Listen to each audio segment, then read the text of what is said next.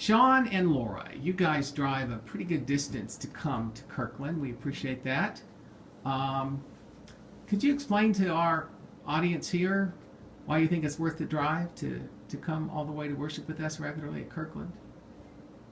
Well, the main thing why we drive so far is because the people that we have met here we really love, and we feel that they are helping us grow in Christ and are helping our faith, and that we see this as a group where we can be very beneficial.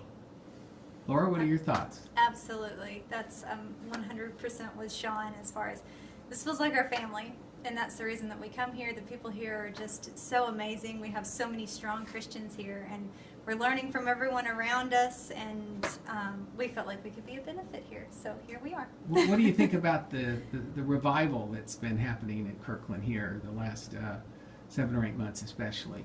Well, it's been very encouraging.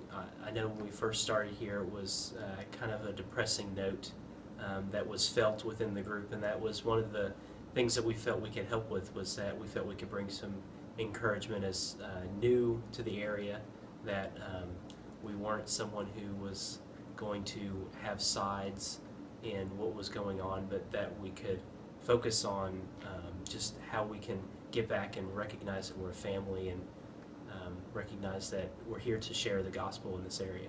Mm-hmm. Well, I appreciate your interest in graduating from and now encouraging to mentor others in learning the big picture of the Bible and sharing that with others. Could you tell us what that experience has meant to you?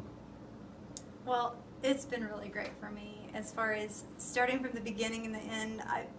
It's funny because I've seen how I've missed a lot of things about the big picture of the Bible, so it's really helped strengthen my faith, and it's given me a lot of courage as far as talking to other people, what I would say, or what I would do, because I know a lot of times that was my question that I would ask is, if I got into a Bible study with this person, what would I say? And the great thing about the flip chart is it's there for you, and you have a guide, you know what you're doing, and you have a plan, and if you have a plan, it makes it a lot easier to execute than if you go in blind. So it's been really, really great as far as building my confidence as a Christian and allowing me to grow as a Christian.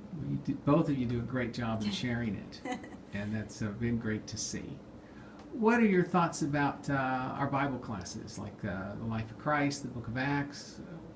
What would you tell people about a reason why they need to consider coming to those Bible classes?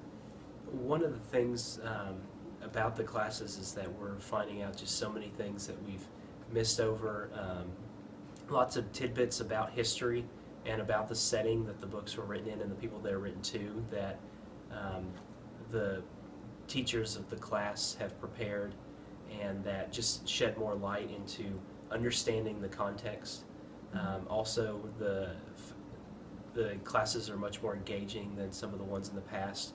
There's a lot more participation, and so questions from the audience, and thoughtful answers that are being given to those and whatnot. Okay, so what would you say to somebody who's listening to this video and thinking about coming to visit and see us, but hasn't done so yet? What would you say to encourage them to consider coming to visit us? Well, I know that when we moved out here from Florida, a lot of people were asking us, how we could think about moving so far from family, and we just told them we're going to find family out there, and we did. Yeah. Well, we're so glad you chose to come and be a part of us and a part of the Lord's hand being upon us in just a magnificent way. And thanks for sharing your thoughts with us.